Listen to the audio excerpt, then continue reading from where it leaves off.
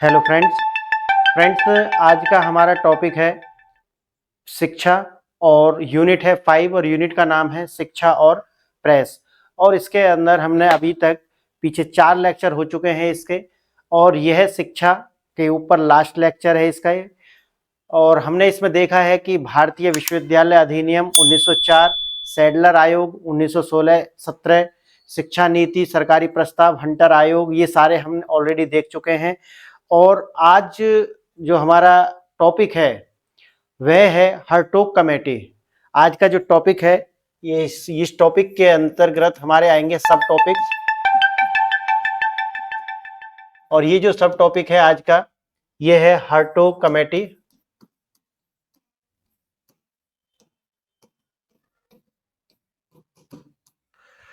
हर्टोग committee 1929 में बनी,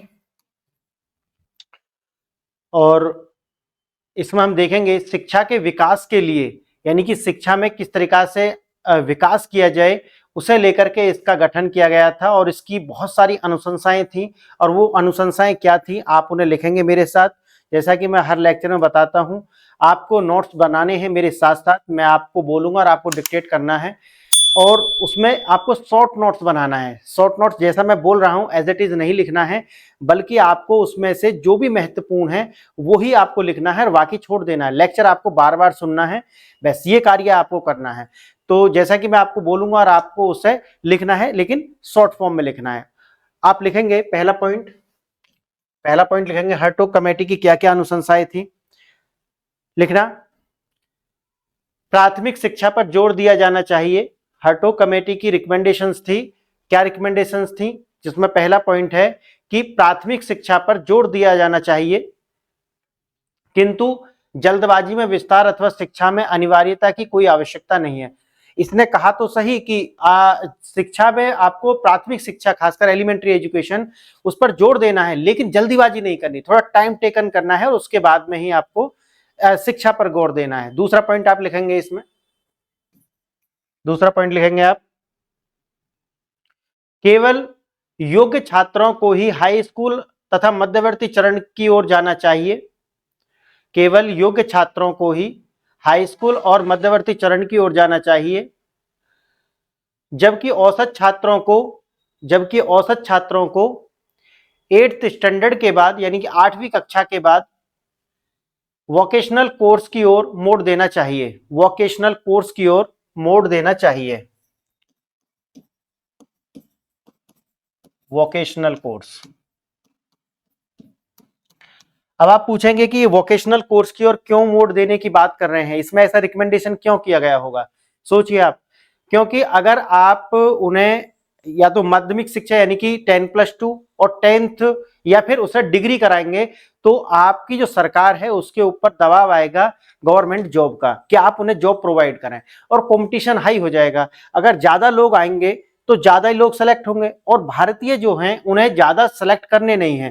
तो पहला है कि आप उन्हें पहले ही रोक दें और उन्हें वोकेशनल कोर्स की ओर लेकर के जाए। वोकेशनल कोर्स का मतलब है किसी भी प्रकार की कोई ट्रेनिंग दे करके उनको आपको रोजगार देना है, यानी गवर्नमेंट नहीं, प्राइवेट में रोजगार आपको दे देना है। ठीक है, इस तरीका से आगे लिखेंगे। तीसरा पॉइंट है, तीसरा पॉइंट लिखेंगे आप, विश्वविद्यालय शिक्षा के मानकों में सुधार हेतु, विश्वविद्यालय शिक्षा के मानकों में सुधार हेतु प्रवेश को सीमित किया जाना चाहिए।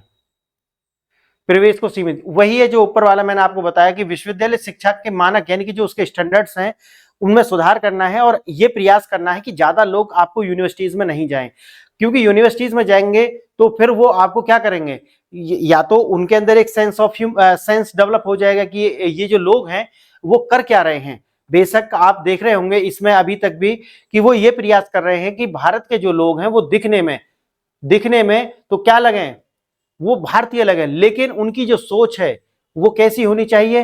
वो होनी चाहिए एक तरीका से साम्राज्यवादी, यानी कि साम्राज्यवाद जो है उसी को पोषित करते हुए उनकी सोच होनी चाहिए। इसीलिए उन्होंने कहा था कि भारतीय ऐसे होने चाहिए जो दिखने में इंडियंस हो, लेकिन उनकी जो सोच है वो अंग्रेजों की तरह होनी चाहिए। तो इसी को अगर पोषित करना है तो इस तरीका की जो कमेटी बनी थी जैसे हर्टोग कमेटी, तो उनकी रिकमेंडेशंस महत्वपूर्ण हो जाती हैं। तो इन्हें लेकर के ये जो मैंने आपको 4 पॉइंट बताए हैं, ये प्रीलिम्स और मेंस में कहीं आपको इस तरीका से अगर मिलता है मौका तो आप इनमें से कोई पॉइंट डाल सकते हैं, लेकिन प्रीलिम्स के लिए बहुत ज्यादा महत्वपूर्ण है। पहले तो यही महत्वपूर्ण है कि हर्टोग कमेटी किससे रिलेटेड है, ऐसा प्रश्न पूछे जाते हैं। या फिर आपसे पूछेगा कि जो हर्टोग कमेटी किस सन में आई है, तो ये 1929 यानी कि 1929 में आई है। ये भी पूछ सकता है कि हर्टोग कमेटी का गठन किस लिए किया गया था, जैसे कि श्रम सुधार या समाज सुधार, महिला शिक्षा के लिए सुधार, या फिर शिक्षा में विकास और सुधार के लिए। तो ये आपको अगर दिया जाता है तो ये मैंने जैसा आपको बताया है, शिक्षा में किस तरीका से सुधार किया जाए, उसका विकास किस तरीका से किया जाए, इसकी अनुशंसाएं इसी के लिए थी और ये 1929 में बनाया गया। तो ये जो प्रश्न है इस तरीका के आपको बनेंगे तो उनका आप आसानी से आंसर कर पाएंगे। अब नेक्स्ट सब टॉपिक है, अगर आप इस तरीका की जो रिपोर्ट आती है, जैसे कि मैंने बताया आपको हर्टोग कमेटी की रिपोर्ट आई है, उसमें क्या कह रहे हैं कि आपको एलिमेंट्री एजुकेशन देना है लेकिन जल्दीबाजी नहीं करनी है। तो इसी पर आगे आप देखेंगे 1937 में आधारभूत शिक्षा को विस्तार को लेकर के कि भी एक जो एलिमेंट्री एजुकेशन है वो क्या होनी चाहिए, सबके लिए होनी चाहिए। और सबके लिए इसका मतलब है कि जो पैसा नहीं देने में भी सक्षम है उनके भी लिए होनी चाहिए। तो जो वर्धा है, वर्धा आप जानते होंगे महाराष्ट्र के अंदर है, वहां पर आईएनसी यानी कि इंडियन नेशनल कांग्रेस की एक बैठक होती है और जिसके एक समिति का गठन किया जाता है। उसके अंदर उसके जो अध्यक्ष हैं वो है जाकिर हुसैन, और उनकी अध्यक्षता में इस समिति में ये कार्य सौंपा जाता है कि आप बताइएगा कि भारत में जो एलिमेंट्री एजुकेशन है उसको किस तरीका से सुधारा जाए, इसको लेकर के। और इसी में 1937 में उन्होंने प्रस्ताव दिया कि भारत में, क्योंकि वो भी जानते थे कि जो गांधी जी का हरिजन नाम का एक पत्र था उसमें उन्होंने बताया था कि सभी के लिए जो अनिवार्य शिक्षा है, और शिक्षा भी कैसी होनी चाहिए, प्रयोगात्मक, यानी कि ऐसी शिक्षा हो जो जीवन से सीधी जुड़ी हो। ये गांधी जी के अपने विचार थे और वो ये मानते थे कि शिक्षा ऐसी होनी चाहिए जो जीवन के लिए आवश्यक हो, सिर्फ रटंत वाली विद्या नहीं होनी चाहिए। तो इसी को आधारभूत बना करके उन्होंने इस पर एक पूरी तरीका से एक पत्र तैयार किया था जाकिर हुसैन समिति ने, और उसको यहां पर रखा गया था और उसकी रिकमेंडेशंस थी। आप इसे लिखेंगे, आप पहले इस सब टॉपिक को लिखेंगे। सब टॉपिक का नाम क्या है? सब टॉपिक का नाम है आधारभूत शिक्षा पर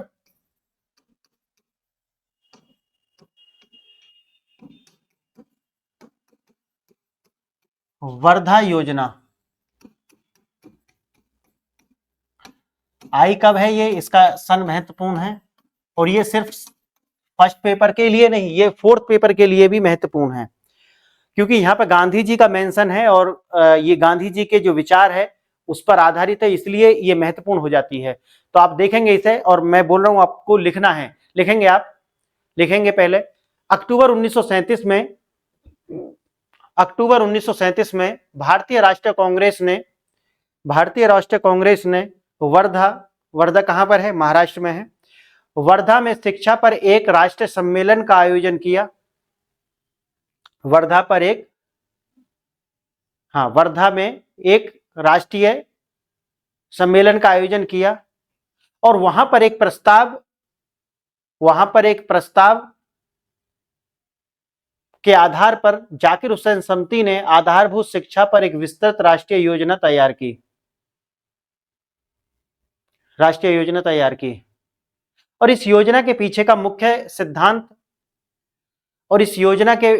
मुख्य सिद्धांत गतिविधि के माध्यम से सीखना, यानी कि गतिविधि मतलब प्रैक्टिकली एजुकेशन होना चाहिए। ठीक है, अगर किसी को, जैसे कुटीर उद्योग का कंसेप्ट वहीं से आया है, महात्मा गांधी कुटीर उद्योग को बहुत सपोर्ट करते थे। तो शिक्षा ऐसी होनी चाहिए जो आपके दैनिक जीवन और आपके रोजगार से जुड़ी हुई हो। और ये कैसे आएगी, यानी गतिविधि के माध्यम से आपको सिखाना होगा। अगर आपको जूता बनाना है तो जूता बनाना किसी किताब में नहीं पढ़ेंगे आप, बल्कि जूता बनाने वाली जो फैक्ट्री होगी वहां पर जाएंगे और देखेंगे कि जूता बनता कैसे है। तो इस तरीका की जो मेंटलिटी है उसके पोषक थे गांधी जी। ठीक है, हाँ, लिखेंगे आप, इस योजना के पीछे का प्रमुख सिद्धांत गतिविधि के माध्यम से सीखना था और यह महात्मा गांधी के साप्ताहिक हरिजन में छपे उनके विचार पर आधारित थी। योजना में निम्नलिखित प्रावधान थे, और कौन कौन से वो प्रावधान थे वो आप लिखेंगे 1, 2 और 3, इस तरीका से आप डाल करके लिखेंगे। पहला पॉइंट लिखेंगे आप, क्या था इसमें? पाठ्यक्रम में आधारभूत हस्तशिल्प का शामिल किया जाना, यानी कि वो मानते थे कि इसमें इसका जो पाठ्यक्रम हो तो हस्तशिल्प आप समझ रहे हैं ना कि भारत में हस्तशिल्प अंग्रेजों के आने से पहले बहुत स्ट्रांग था। और अंग्रेजों ने जब वहां पर जो इंग्लैंड में औद्योगिक क्रांति आती है उसके बाद में भारत का जो हस्तशिल्प उद्योग है उसकी कमर तोड़ दी जाती है अंग्रेजों के द्वारा। और वो मैंने आपको बताया फ्री ट्रेड एग्रीमेंट जैसे बहुत सारे प्रस्ताव और बहुत सारे ऐसे कानून बनाए गए जहां पर भेदभावपूर्ण नीति थी और भारत का जो हस्तशिल्प है उसको खत्म किया गया। और वो मैंने आपको बताया है कि वो हस्तशिल्प क्यों खत्म हुआ। कारण है कि एक तो मशीन बहुत तेजी से सामान बनाती थी, फिनिश गुड्स होते थे हाथ से बनाने के, हाथ से बनेंगे तो महंगे होंगे जबकि मशीन से बनेंगे तो सस्ते होंगे। इस टाइप के बहुत सारे ऐसे आर्ग्यूमेंट्स थे जो मैंने ऑलरेडी आपको बता दिए हैं। तो ये जो हस्तशिल्प की जो शिक्षा है ये गांधी जी के वर्धा में, अब देखो जितने मैं आपको बताने जा रहा हूं ना ये आपको प्रीलिम्स में रखे हुए मिलने वाले हैं। अब प्रीलिम्स में आपको 1 2 3 4 5 इसमें मैं आपको लिखाऊंगा और इनमें से 1 2 आपको दे देगा। नीचे अभी जो नया फॉर्मेट आया है उसके अकॉर्डिंग बोलेगा कि ओनली 1, ओनली 2, ओनली 3, ओनली 4। और अब आपको पता नहीं है, अगर आपको पता नहीं है तो फिर आप किस तरीका से कर पाएंगे। तो जितना मैं आपको बता रहा हूं इस पर मेंस का भी प्रश्न बना है 2013 से पहले वाले जो सिलेबस में, इससे प्रश्न आया है वर्धा सम्मेलन पर, लेकिन उसके बाद अभी नहीं आया, प्रीलिम्स में प्रश्न आए हैं। तो आप इसे देखेंगे और प्रीलिम्स में फिर प्रश्न आएगा और मेंस में प्रश्न आएगा। तो आप देखेंगे इसका पहला पॉइंट आप लिखेंगे जो मैंने आपको बताया कि हस्तशिल्प को शामिल किया जाना। दूसरा पॉइंट लिखेंगे आप, दूसरा पॉइंट लिखेंगे स्कूलिंग के पहले 7 वर्ष, यानी कि स्कूलिंग के पहले 7 वर्ष राष्ट्रव्यापी निःशुल्क और अनिवार्य शिक्षा प्रणाली जो कि मातृभाषा में। अब मातृभाषा क्या हो सकती है? मातृभाषा का मतलब है कि जो उनकी अपनी देशी भाषा है उस क्षेत्र की भाषा जो है उसके आधार पर, है ना। हाँ, वर्नाकुलर लैंग्वेज, वर्नाकुलर लैंग्वेज ही होनी चाहिए, यानी कि जो उसकी मातृभाषा है जो समझ सकता है बच्चा। 6 से 7 यानी कि 6-7 वर्ष की जो उम्र तक उनकी जो शिक्षा एक तो निःशुल्क होनी चाहिए और दूसरी मातृभाषा में होनी चाहिए। तीसरा लिखेंगे आप पॉइंट, कक्षा 2 से लेकर के कक्षा 7 तक, कक्षा 2 से लेकर के कक्षा 2 से लेकर के कक्षा 7 तक शिक्षण हिंदी में होना चाहिए, यानी कि शिक्षण किस में होना चाहिए? हिंदी में होना चाहिए। और कक्षा 7 के पश्चात अंग्रेजी में होना चाहिए। उन्होंने कहा कि भाई कक्षा 7 के पश्चात आप किसी में भी करें, लेकिन कक्षा 2 से लेकर के 7 के बीच में जितना भी आपका एजुकेशन है वो आपको हिंदी माध्यम में कराना है। नेक्स्ट पॉइंट लिखेंगे आप, फोर्थ पॉइंट है इसका, फोर्थ पॉइंट लिखेंगे आप, सेवा के माध्यम से स्कूलों के इर्द गिर्द समुदाय के साथ संपर्क स्थापित करने के तरीके इजाद किए जाएं। सेवा के माध्यम से ये अधिकतर जो कंसेप्ट है ये वैसे वेस्टर्न से आए हुए हैं कि जो सेवा का जो कंसेप्ट है अभी हम यहां बोलते हैं सिविल सर्वेंट, लेकिन वास्तव में जो ये सिविल सर्वेंट है यहां जो चुने जाते हैं वो एक परीक्षा के माध्यम से चुने जाते हैं। अगर आप वेस्टर्न कंसेप्ट देखेंगे तो वहां पर जो सिविल सेवक है वो समाज की सेवा करके आते हैं, ये समाज की सेवा करके आते हैं। इसीलिए नेहरू जी ने एक बार कहा था कि ये जो सिविल सेवा है ना तो इसमें सिविल है ना तो इसमें सेवा है, कहीं है ही नहीं। और अभी आप इसका पूरा पैटर्न भी देखेंगे आपको उसी तरीका से आएगा समझ में कि उससे पहले उसने कभी कोई समाज सेवा की ही नहीं है और वो सीधा समाज एक पेपर देगा और उसके बाद में वो सिविल सेवक बन जाएगा। ये वेस्ट में नहीं है। वेस्ट में क्या है कि एक व्यक्ति, और आपने देखा भी होगा वहां पर जो पुलिसिंग है वो भी इसी तरीका से है, एक कांस्टेबल एसपी तक जाएगा, एक कांस्टेबल एसपी बनेगा, वहां का कंसेप्ट है। यहां का कंसेप्ट क्या है, एक एसपी एग्जाम दे करके बनेगा। दोनों में अंतर आप समझ गए, इसीलिए दोनों का जो फॉर्मेटिंग है वो अलग है। तो यहां गांधी जी कह रहे हैं कि ऐसी तरीका की जो व्यवस्था बनाई जाए कि बच्चे जो हैं जो पढ़ रहे हैं वो अपनी सेवा के माध्यम से समाज से जुड़े, जहां भी उनका स्कूलिंग हो रही है उसके आसपास जो समाज है उससे उन्हें जोड़ने के नए नए जो तकनीक है उनको इजाद किया जाए। एक बच्चा जो है वो समाज की सेवा किस तरीका से करेगा, यानी कि जैसा कि अभी आप देखते हैं कि साफ सफाई पर गांधी जी का बहुत ध्यान था, वो साफ सफाई के लिए बहुत ज्यादा कहते थे और कार्य भी करते थे। तो बच्चा क्या कर सकता है, जो नाली होती है उन्हें साफ करने में समाज की मदद कर सकता है। जो भी समाज में जैसे कि पहले तो क्या थे कि बहुत ज्यादा फेमाइंस आते थे, बाढ़ आती थी या फिर सूखा आती थी या फिर किसी भी तरीका की कोई महामारी, जैसे प्लेग आता था, कभी प्लेग की महामारी आपने देखी होगी, बहुत सारी महामारी आती थी। तो उन महामारी में क्या कर सकता है बच्चा, मदद कर सकता है किसी भी तरीका की। तो गांधी जी कहते थे कि ये सेवा के माध्यम से बच्चों को जो है जोड़ा जाए। ये बहुत महत्वपूर्ण कंसेप्ट है। अभी क्या है कि जो हमारी स्कूलिंग है वो पूरी तरीका से सेवा भाव से कटी हुई है। अब जो जब से कॉन्वेंट स्कूल का कंसेप्ट आया है तब से सेवा भाव तो पूरी तरीके से खत्म है। बच्चों को एक किताबी शिक्षा तो दी जाती है, लेकिन जो समाज की सेवा है वो नहीं दी जाती। समाज अलग है, बच्चा अलग कटा हुआ है उससे। ठीक है, इसका चौथा पॉइंट आप लिखेंगे, पांचवा पॉइंट लिखेंगे आप इसका, लिखेंगे आधारभूत शिक्षा के प्रमुख विचार को क्रियान्वित करने के दृष्टिकोण के एक उपयुक्त तकनीक दिया जाए। और इसके अंदर उन्होंने बताया था जैसे कि हस्तशिल्प, उत्पादक गतिविधि आदि ये सिखाई जाए, ये सब आधारभूत शिक्षा के अंग थे। तो कितनी अच्छी बात हुई। पहली तो ये हुआ कि बच्चों को क्या दे रहा है, उसको एक तरीका से एक स्किल दे रहे हैं, यानी कि कुछ बना सकता है। आज का बच्चा क्या है कि वो एमए कर जाएगा, पीएचडी कर जाएगा, लेकिन अगर प्रोडक्शन के हिसाब से देखा जाए तो उसको कुछ नहीं आता, वो प्रोडक्ट नहीं बना सकता किसी भी तरीका के। लेकिन अगर ये जो गांधी जी की जो विचारधारा है कि एक हमें गतिविधि के द्वारा ही शिक्षित करना है, ये इसमें क्या है कि बच्चा एक स्किल सीख पाएगा। चाइना ने इसे बहुत अच्छे से अडॉप्ट किया है और चाइना का मॉडल आप देखेंगे तो इस पे है। ठीक है, हाँ आगे लिखेंगे आप, नेक्स्ट पॉइंट लिखेंगे, 6 पॉइंट है, 6 पॉइंट है, लिखेंगे आप इसे। शिक्षा की एक प्रविधि होने के बजाय यह प्रणाली एक नए जीवन की ओर और एक नए समाज की ओर अभिव्यक्ति थी। यानी कि कोई विधि नहीं थी ये, जैसा कि अभी आप देखते हैं करिकुलम बनाते हैं, एक पैडागोगी होती है, उस तरीके की कोई पैडागोगी नहीं थी। पाठ्यक्रम और ये जो हम जो करिकुलम बनाते हैं, एक सिलेबस जो बनाते हैं, ऐसा नहीं है। ये जीवन जीने की एक नई शैली थी, समझ रहे हैं ना आप इसे। यानी कि नए जीवन देने की एक प्रणाली थी और समाज की एक अभिव्यक्ति थी। समाज क्यों आ गए यहाँ पे बताइए। अभी मैंने ऊपर बताया आपको, समाज सेवा, समाज से जनसंपर्क बच्चे का कराना, समझ गए ना। तो ये सिर्फ एक शिक्षा की प्रविधि नहीं थी, एक विधि बना करके हम एक दायरे में नहीं बंधे हुए हैं, बल्कि यहाँ पर ये नए जीवन और एक नए समाज की अभिव्यक्ति थी, समझ गए आप। और इसकी आधारभूत मान्यता यह थी कि, लिखेंगे आप, और इसकी आधारभूत मान्यता यह थी कि केवल ऐसी किसी योजना के माध्यम से ही भारत एक स्वतंत्र और अहिंसक समाज बन सकता था। अहिंसक समाज, अब ये अहिंसक वर्ड कैसे आ गया, अहिंसक समाज बन सकता था। और यह योजना बालक केंद्रित और सहयोगात्मक थी। अब देखो सहयोगात्मक, यहाँ पर गांधी जी ने बोला है कि सहयोगात्मक तो ये थी क्योंकि गांधी जी हमेशा कंपटीशन के विरोधी थे, प्रतियोगिता के सबसे बड़े विरोधी गांधी जी थे। गांधी जी हमेशा बोलते थे कि हमें सहयोगात्मक रहना है, ना कि प्रतियोगात्मक। तो प्रतियोगिता में तो हम एक दूसरे के क्या होते हैं, दुश्मन होते हैं। अगर हिंदी में सही बोले तो हम दुश्मन है। प्रतियोगिता का मतलब क्या है, दुश्मन। जबकि गांधी जी क्या कहते थे कि ये सहयोगात्मक होना चाहिए, हमें सहयोगात्मक जो एनवायरमेंट क्रिएट करना है। और अहिंसक कैसे बनेगा व्यक्ति, क्योंकि वो समाज जो सेवा करता है ना, जिसके अंदर सेवा भाव है, इसे समझे आप। सेवा भाव आने से व्यक्ति क्या होता है, अहिंसक होता है। ये बड़ा ऑड लगेगा लेकिन ये सत्य है।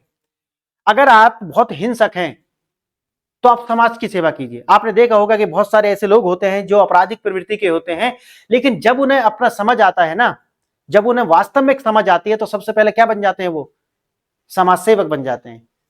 अब आप ये मत कहिए कि सर इतने सारे नेता हैं वो समाज सेवक है, नहीं, आप ये वाइस वर्सा नहीं करें। मैंने बोला है कि जो भी लोग आपराधिक प्रवृत्ति के होते हैं उससे निकलने के बाद आपने देखा होगा अधिकतर लोग जो है समाज सेवक बन जाते हैं। ठीक है, और ये आपको प्राचीन भारत के अंदर भी दिखेगा। उंगलीमाल का नाम आपने सुना होगा। भगवान बुद्ध से दीक्षा लेने के बाद में वो तुरंत क्या बन गया, समाज सेवक बन गया। और आपको याद होगा कि उसकी मृत्यु कैसे हुई थी। उसकी मृत्यु हुई थी जब लोगों ने उस पर पत्थर बरसाए थे, और वो इतना अहिंसक हो गया था कि लोग पत्थर बरसा रहे थे और वो पत्थर खा खा के मर गया, उसने प्रत्युत्तर ही नहीं दिया। तो ये एग्जाम्पल है जो आप समझ सकते हैं। तो ये हमारा यहाँ पर एक सब टॉपिक खत्म होता है, वर्धा कमेटी। और ये आधारभूत शिक्षा के लिए थी। याद रखना, ये डायरेक्ट प्रश्न आपसे पूछ सकता है कि तो वर्धा योजना क्या है, कब आई है, इसमें 5-6 पॉइंट आपको देकर के पूछ सकता है कि इसमें से कौन सा ऐसा पॉइंट है जो कि वर्धा कमेटी ने दिया था, ठीक है, ऐसे बहुत सारे प्रश्न इससे बन सकते हैं। वर्धा कमेटी किससे संबंधित है, नीचे दे देगा शिक्षा से, श्रम से, ठीक है, महिला सुधार, समाज सुधार आदि आदि। तो आपको पता होना चाहिए कि ये किससे संबंधित है। ओके क्योंकि मैं अभी ये जो पूरा पोर्शन है आप देख रहे होंगे कि हमारा जो टॉपिक है वो शिक्षा, तो क्योंकि मैं जितना भी इसके अंदर करा रहा हूं आपको याद रहेगा कि मैंने इस शिक्षा वाले टॉपिक के अंदर पढ़े थे, तो ये शिक्षा ही होगा अगर इस तरीका से प्रश्न आता है। अभी आपको आसान लग रहा होगा, लेकिन जब आप एग्जाम में होंगे और ये प्रश्न आपके सामने आ जाएगा तो आप एकदम अटक जाएंगे कि ये श्रम से था, शिक्षा से था, किससे था।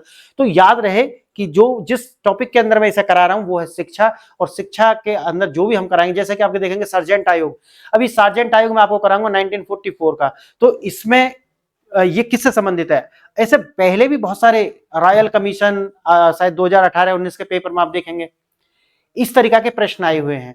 तो जब प्रश्न आता है तो उस टाइम पर वो टिपिकल हो जाता है, तो आप उसे ध्यान से देखेंगे। अब नेक्स्ट सब टॉपिक है हमारा शिक्षा की सार्जेंट योजना। नेक्स्ट टॉपिक है, सब टॉपिक है शिक्षा की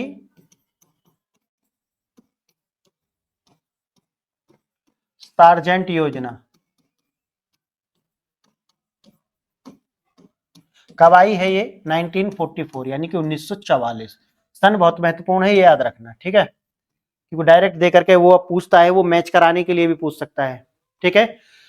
तो आपको पता है ये सार्जेंट शिक्षा सलाहकार थे, ठीक है, और 1944 में ये central advisory board of education के एक सलाहकार भी थे, उसके प्रमुख भी थे। तो इन्हीं की अध्यक्षता में एक शिक्षा के लिए आयोग बनाया गया था और उन्होंने बताया था कि आप बताइए हमें कि हम शिक्षा में और क्या सुधार कर सकते हैं, क्योंकि आपको पता है 1937 में गांधी जी के द्वारा ये वर्धा एक्ट आईएनसी के द्वारा लाया गया था, और ये इसी से प्रेरित होंगे, क्योंकि ये मात्र 7 साल के बाद आ गया है इसमें।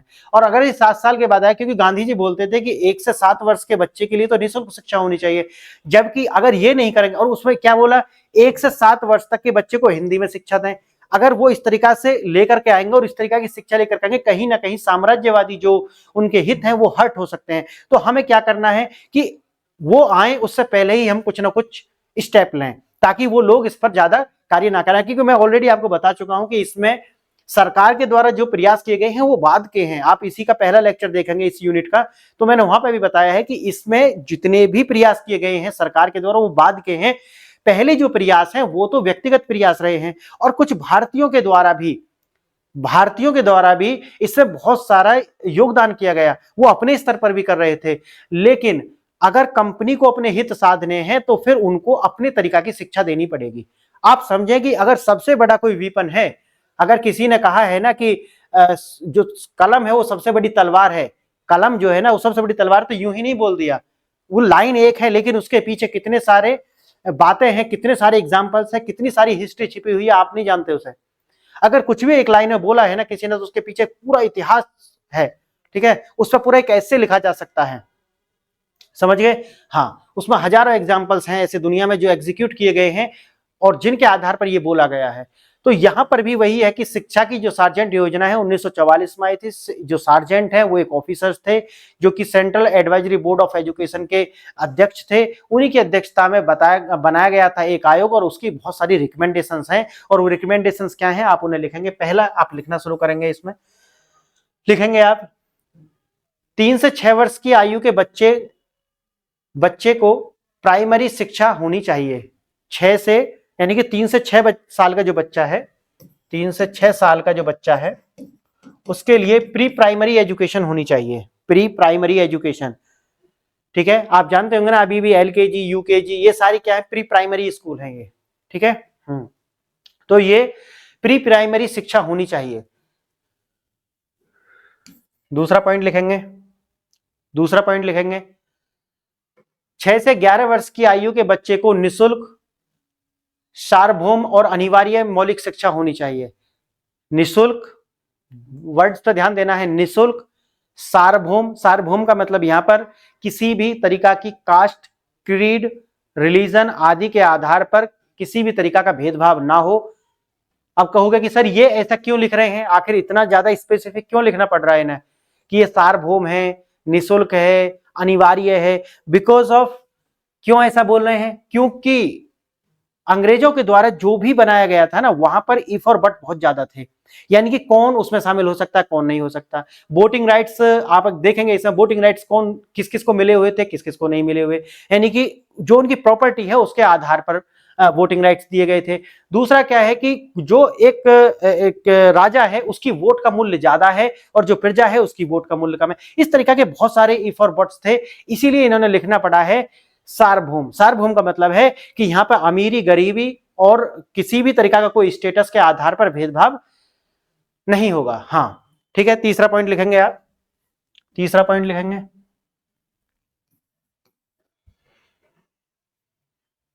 11 से 17 वर्ष की आयु के बच्चे, 11 से 17 वर्ष की आयु के बच्चे का चयन हाई स्कूल शिक्षा और उच्चतर माध्यमिक के पश्चात एक 3 वर्षीय यूनिवर्सिटी कोर्स के लिए किया जाएगा। और यहां पर हाई स्कूल जो है दो प्रकार से बांट दिया गया कि हाई स्कूल में दो प्रकार की शिक्षा होगी। पहला तो शैक्षणिक आधार पर, पहला हो जाएगा शैक्षणिक आधार पर,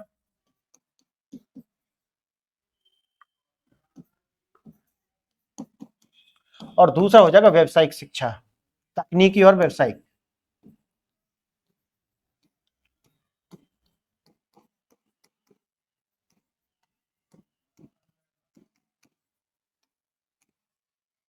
तकनीकी और व्यावसायिक, जिस दो तरीका से बांट दिया गया इसको। नेक्स्ट पॉइंट लिखेंगे आप, फोर्थ पॉइंट है पर्याप्त तकनीकी वाणिज्यिक और कला की शिक्षा दी जाए। पर्याप्त तकनीकी वाणिज्य और कला की शिक्षा दी जाए। नेक्स्ट पॉइंट लिखेंगे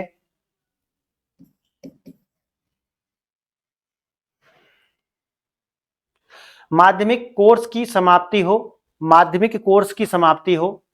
माध्यमिक कोर्स मतलब 10+2, इसकी समाप्ति हो, माध्यमिक कोर्स की समाप्ति हो। नेक्स्ट पॉइंट लिखेंगे 20 वर्षों में वयस्क निरक्षरता की समाप्ति हो। 20 वर्षों में, यानी कि 1944 में, यह ही ना क्या पता था कि 1947 में भाग जाएंगे यहां से, लेकिन ये अभी बहुत चिकनी चुपड़ी बात करेंगे कि 20 वर्ष में हम निरक्षरता खत्म कर देंगे। और निरक्षरता का मतलब क्या है, आज भी क्या है, मैं उस टाइम की भी बता दूंगा, आपके आज से अंदाजा लगाएं आप। आज भी ये है कि जो व्यक्ति अपना नाम लिख सकता हो, अपना नाम पढ़ सकता हो, वो साक्षर है। बस आप इतना समझा, इसका कोई भी एजुकेशन से कोई संबंध नहीं है कि कोई 10th करा है या फिर 5th करा हुआ है तो वो साक्षर माना जाएगा, ऐसा कुछ नहीं है। जो भी व्यक्ति अपना नाम लिख सकता है, पढ़ सकता है अपनी मातृभाषा में, वो साक्षर है। तो इस तरीके की साक्षरता की बात हो रही है। तो वो कह रहा है कि 20 वर्षों में, यानी कि 1964 तक, 44 में ये आया है तो 1964 तक उसे क्या करना है, भारत को साक्षर बनाना, निरक्षरता समाप्त करनी है। नेक्स्ट लिखेंगे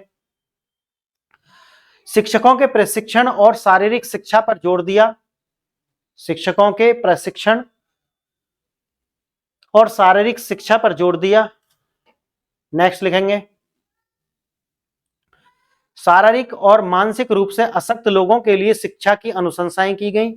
यानी कि जो सार्वभौमिक वाली बात है वो आप इससे कनेक्ट करके आप देखेंगे, क्योंकि कुछ लोग ऐसे भी हैं जो डिसेबल्ड हैं, किसी भी तरीका से सुन नहीं सकते, देख नहीं सकते, चल नहीं सकते, तो उनको भी शिक्षित किया जाए, इसके लिए भी अनुशंसा दी गई। ठीक है, हाँ, आप जानते होंगे कि जो ब्रेल लिपि है या अन्य तरीका से उनको हम शिक्षित कर सकते हैं। ठीक है, नेक्स्ट लिखेंगे इसका उद्देश्य 40 वर्ष के भीतर शैक्षणिक उपलब्धि का वही स्तर स्थापित करना था। 40 वर्ष के अंदर क्या शिक्षा का स्तर ये बनाना चाहते थे जो इंग्लैंड में था, जो इंग्लैंड में था उसी स्तर को ये बनाना चाहते थे अगले 40 वर्ष में, यानी कि 1984 तक क्या बनाना चाहते थे। इसका मतलब है कि इन्हें ये था ही नहीं कि जाएंगे यहां से, आप समझ रहे हैं ना, द्वितीय विश्व युद्ध के बाद भी इन्हें ये नहीं लग रहा कि जाएंगे या ये भारत को आजाद करेंगे, नहीं। ठीक है, लिखेंगे हाँ, जो इंग्लैंड में प्रचलित था, और यद्यपि यह एक साहसी और विस्तृत योजना थी, एक साहसी और विस्तृत योजना थी, किंतु इसने किसी भी क्रियान्वयन उपाय का सुझाव नहीं दिया। यानी कि ये वही है ना कि जैसा आपने सुना होगा कि अच्छी अच्छी बात करो, हम ये करेंगे, हम वो करेंगे, करना कुछ नहीं है। तो ये वही योजना थी कि बहुत अच्छा, योजना बहुत अच्छी है, लेकिन एग्जीक्यूट कैसे होगी इसका कोई भी खाका इन्होंने नहीं दिया। समझ गए? कौन इसे लागू करेगा? जैसे कि अभी कोई कानून पास हो जाए तो 90% जनता खुश हो जाएगी, यानी कि अगर कोई कानून पास कर दिया जाए तो 90% जनसंख्या खुश हो जाएगी, वाह बहुत अच्छा कानून है। लेकिन 5% लोग इस पर विचार करेंगे और 5% लोग एक्शन लेंगे। ठीक है, 5% लोग ये विचार करेंगे कि ठीक है कानून तो बनाते, लेकिन कानून को लागू कौन करेगा, ये किस एजेंसी की जिम्मेवारी होगी, और वो एजेंसी जो होगी वो कैसी एजेंसी होगी, कॉन्स्टिट्यूशनल होगी, नॉन कॉन्स्टिट्यूशनल होगी, प्राइवेट बॉडी होगी, है किस तरीका की, या अर्ध संवैधानिक शक्ति उसे दी जाएंगी। तो बहुत सारी ऐसी बातें हैं, और ये जो 5% है ये आंदोलन जीवी है, तो ये आंदोलन भी कर सकते हैं। ठीक है, तो इस तरीका से आपने ये देख लिया। तो यहां पर हमारा ये सब टॉपिक खत्म होता है। अब आप देखेंगे कि भारत में किस तरीका से तकनीकी शिक्षा का विकास हुआ। आज आप भारत के अंदर आईआईटीज देखते होंगे, जो कि आप जानते हैं कि भारत का ताज भी कहते हैं, और है भी वो इस मानना पड़ेगा, क्योंकि विश्व के अंदर आप कोई भी ऐसी एजेंसी नहीं पाएंगे जैसे कि नासा है या कोई भी और, जहां पर भारत के वैज्ञानिक ना हो। ठीक है, कहीं ना कहीं आपको यहाँ के छात्र कहीं ना कहीं मिल जाएंगे। तो भारत में इस तकनीकी शिक्षा का विकास कैसे हुआ? आप जानते हैं कि इनका जो श्रेय है वो कहीं ना कहीं नेहरू जी को भी जाता है, नेहरू जी को जाता है। ठीक है, तो आप ये देखेंगे कि 1847 में रुड़की में इंजीनियरिंग कॉलेज की स्थापना हुई थी, और कलकत्ता में भी एक कॉलेज ऑफ इंजीनियरिंग 1856 में उसकी स्थापना हुई थी। इसी आधार पर आप देखेंगे कि भारत में तकनीकी जो शिक्षा है वो 1847 से इसके जो पद चिन्ह हैं वो आपको भारत में देखने के लिए मिलेंगे। तो आप लिखेंगे पहले मेरे साथ कि भारत में, ये सब टॉपिक है, डालेंगे आप, इसका सब टॉपिक है ये, भारत में तकनीकी शिक्षा का विकास।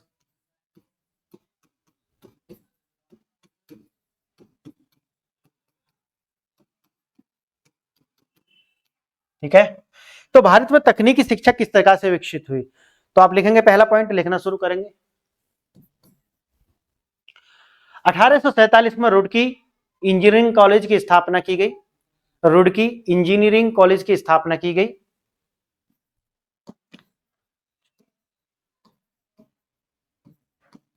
इंजीनियरिंग इस तरीका से लिखेंगे, इंजीनियरिंग कॉलेज की स्थापना की गई। दूसरा पॉइंट लिखेंगे, Calcutta college of engineering, Calcutta college of engineering 1856 में इसकी स्थापना हुई। तीसरा लिखेंगे, 1858 में ओवरसीज स्कूल ऑफ पुणे का दर्जा बढ़ाकर उसे 1858 में, तीसरा पॉइंट लिखेंगे, 1858 में ओवरसीज स्कूल ऑफ पूना का दर्जा बढ़ाकर इसे पूना कॉलेज ऑफ इंजीनियरिंग कर दिया गया, और इसे मुंबई विश्वविद्यालय के साथ संबद्ध कर दिया गया, संबद्ध कर दिया गया। समझ जानते हैं ना आप? हाँ, कभी कभी आपने देखा होगा कि एक स्कूल चल रहा है और वो किसी दूसरे से क्या है, एफिलिएटेड है, तो एफिलिएटेड को ही बोलते हैं संबद्ध करना। हाँ ठीक है, संबद्ध कर दिया गया। तीसरा, चौथा पॉइंट लिखेंगे, लिखेंगे गिणही कॉलेज, गिणही, गिणही ऐसे लिखेंगे, गिणही कॉलेज ऑफ इंजीनियरिंग को मद्रास विश्वविद्यालय के साथ संबद्ध कर दिया गया। संबद्ध वही है जो मैंने अभी आपको बताया, एफिलिएटेड, संबद्ध कर दिया गया। 1835 में कलकत्ता में मेडिकल कॉलेज की स्थापना के साथ मेडिकल ट्रेनिंग शुरू हुई। नेक्स्ट लिखेंगे,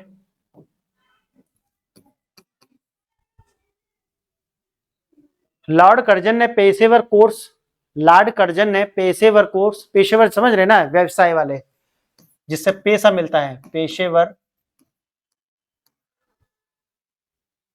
पेशेवर कोर्स जिसमें जैसे कि आप चिकित्सा, कृषि, इंजीनियरिंग, पशु विज्ञान आदि आदि के संपूर्ण आधार को व्यापक बनाने हेतु, व्यापक बनाने हेतु व्यापक बनाने हेतु काफी कुछ योगदान दिया। उसने पूसा में एक कृषि कॉलेज की स्थापना की। पूसा जानते हैं बिहार के अंदर। उसने पूसा के एक कृषि कॉलेज की स्थापना की, जिसने अन्य प्रांतों में ऐसे ही संस्थानों हेतु मात्र संस्थान के रूप में कार्य किया। और ये पूसा जो है ये फसल रिसर्च के लिए बनाया गया था, है ना। हाँ, फसल जो होती है उन पर रिसर्च के लिए। तो इस तरीका से आप देखते हैं कि भारत में ये जो शिक्षा का विकास जो मैंने आपको बताया है ये किस तरीका से होता है। अब आप एक मेरे साथ में आप एक सारणी बनाइए जिसमें, क्योंकि प्रीलिम्स में यहां से प्रश्न आता है और इसी के साथ में हम इस लेक्चर को विराम देंगे। ठीक है, मेरे साथ आप इसे बनाएंगे और इसमें देखते हैं कि अगर कोई टॉपिक और छूटा हो। नॉर्थ प्रोविंस लॉर्ड में,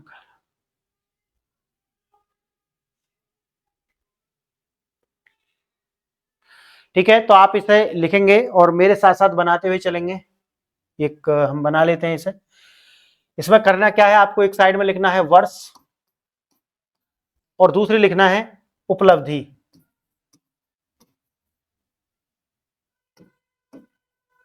उपलब्धि, उपलब्धि को बोलते हैं माइलस्टोन और ये हो जाएगा वर्ष।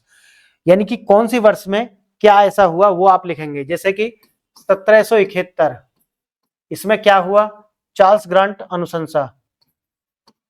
चार्ल्स, ये मैं ऑलरेडी पढ़ा चुका हूं आपको। चार्ल्स ग्रांट अनुशंसा यानी कि शिक्षा के लिए अनुदान की अनुशंसा की गई थी।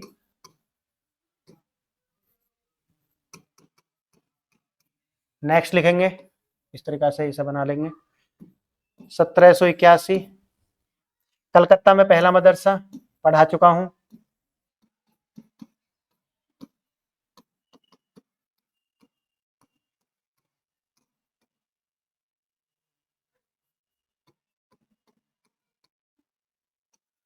Next 1784, Asiatic Society of Bengal, Asiatic Society की स्थापना।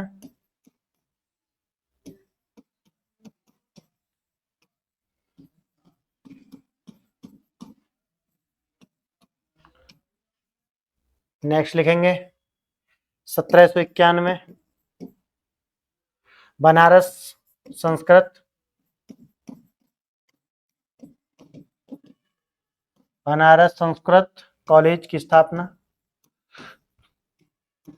नेक्स्ट लिखेंगे 1801, फोर्ट विलियम कॉलेज, इससे प्रश्न आया है।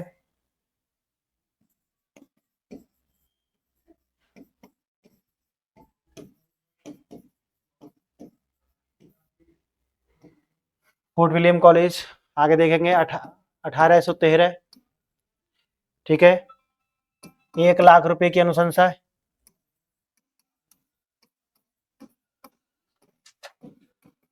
पृथ्वी वर्ष, ठीक है।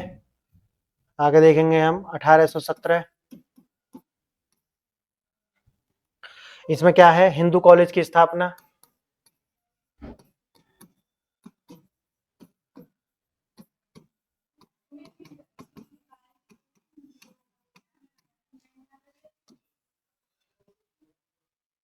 अठारह सौ तैतीस,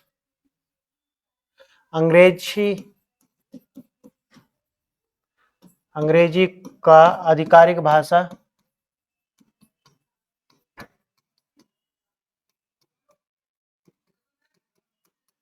का बनाया जाना।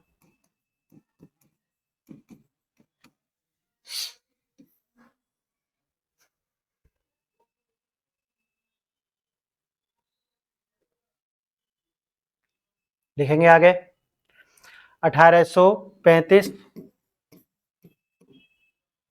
1835 अंग्रेजी पर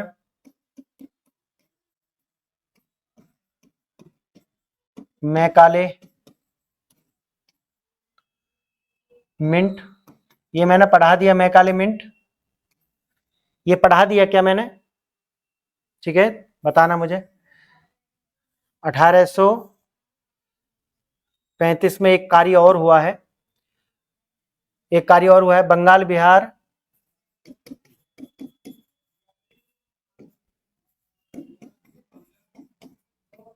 में शिक्षा पर एडम की रिपोर्ट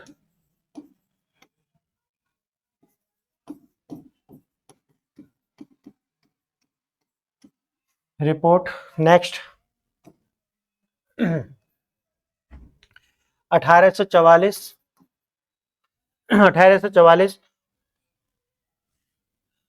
उन भारतीयों को प्राथमिकता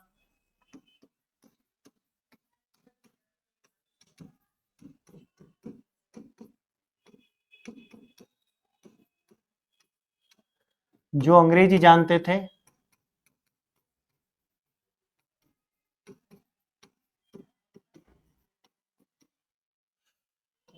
नेक्स्ट 1854 में चार्ल्स वुड डिस्पैच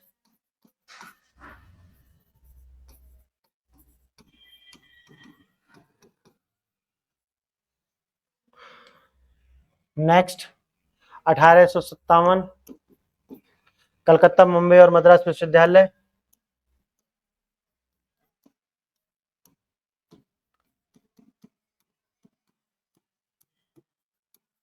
मद्रास विश्वविद्यालय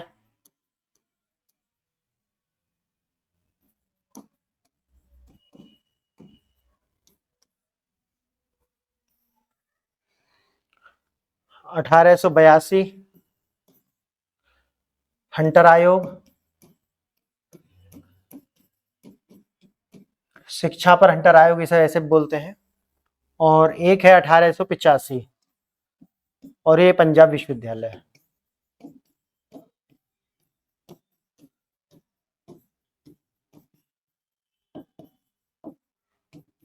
ठीक है, तो फ्रेंड्स ये है महत्वपूर्ण जो टेबल मैंने आपको बनाया है, यहां से प्रश्न आते हैं। और लगभग हमने शिक्षा का जो पोर्शन है ये 5 लेक्चर्स में हमने इसे समेट दिया है।